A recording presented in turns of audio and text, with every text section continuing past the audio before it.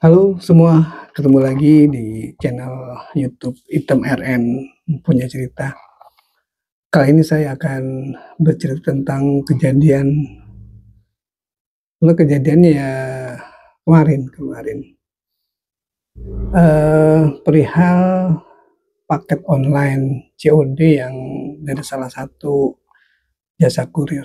Ya saya sebutkan saja namanya Express. Berawal dari saya menerima WA dari nomor yang tidak saya kenal untuk meminta konfirmasi perihal paket COD yang akan dikirim.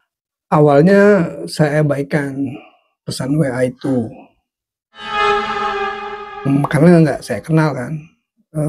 Hingga 30 menit kemudian ternyata dikirimin lagi nih dengan pesan yang sama.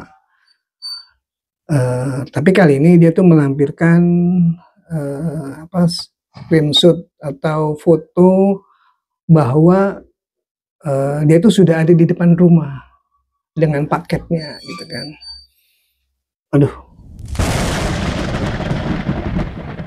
kacau juga nih gitu kan. Akhirnya saya buka pesan WA itu dan saya balas karena saya jangan sampai terjadi salah paham gitu kan. Saya bilang bahwa saya bukan orang yang ada di nama paket itu dan alamatnya pun bukan alamat saya. Saya sudah jelaskan dengan harapan masalahnya selesai.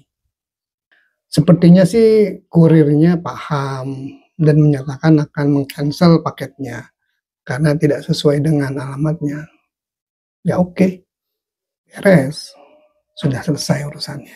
Tetapi ternyata sore hari sekitar pukul 16.06 sesuai dengan screenshot WA-nya, saya dikirimin lagi WA yang pesannya sama dengan pesan sebelumnya dan dikirim oleh nomor WA yang sama.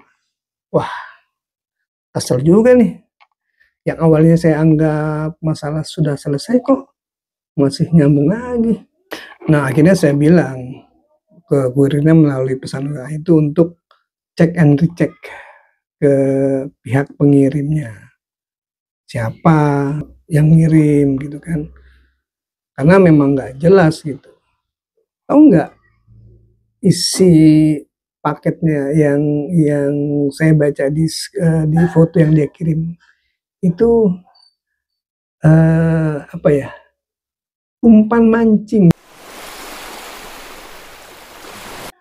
esen umpan mancing, dan yang ngirim itu juga adalah Mang Empang dari Sukabumi. Nggak nyambung banget. Intinya kurir tersebut sebetulnya ingin dapat kepastian dari saya perihal paketnya apakah mau di cancel karena tidak sesuai dengan alamat penerima.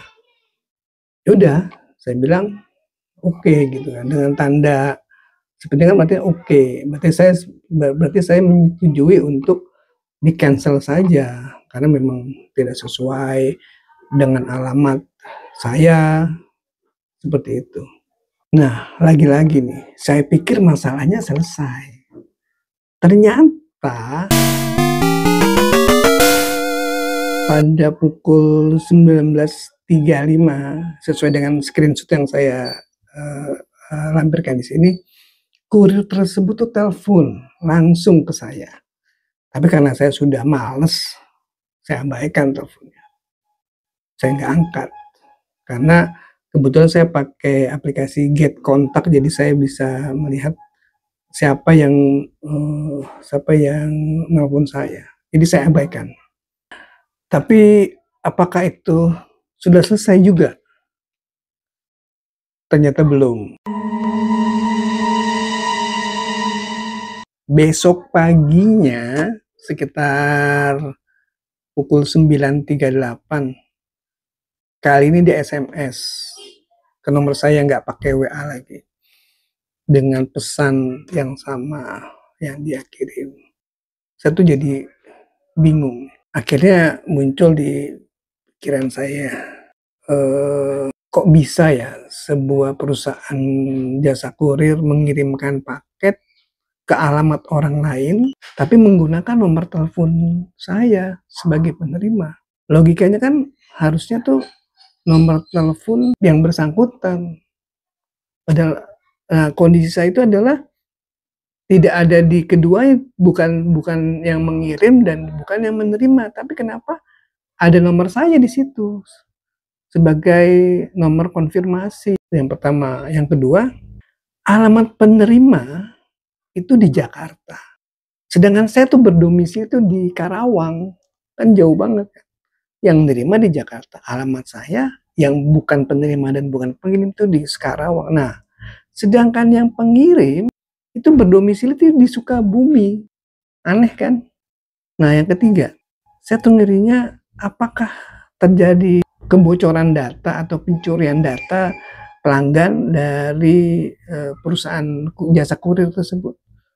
Ya nggak ngerti lah. Memang bahaya banget kalau itu terjadi sampai kebocoran data pelanggan. Atau yang lebih parah lagi nih, ini adalah sindikat narkoba yang berpura-pura mengirim paket COD dan mengaku salah alamat. Nah, ini kalau si penerimanya tidak waspada kan bisa-bisa dia dituduh sebagai penerima atau pemesan barang terlarang. Ini kan bahaya banget. Gitu sebetulnya nih. Nah, ini menjadi pikiran saya, apa nih?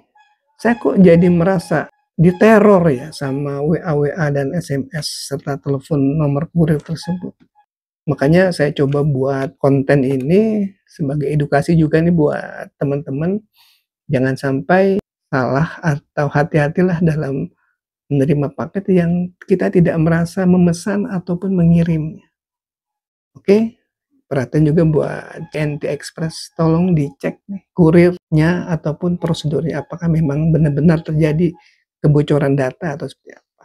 Tapi saya berharap ini hanya kesalahan teknis saja. Tidak ada indikasi pencurian atau indikasi yang tadi narkoba. Demikian dari saya. Selamat beraktivitas. Jangan lupa untuk subscribe YouTube saya yang belum subscribe, komen, dan like. Demikian, wassalamualaikum warahmatullahi wabarakatuh.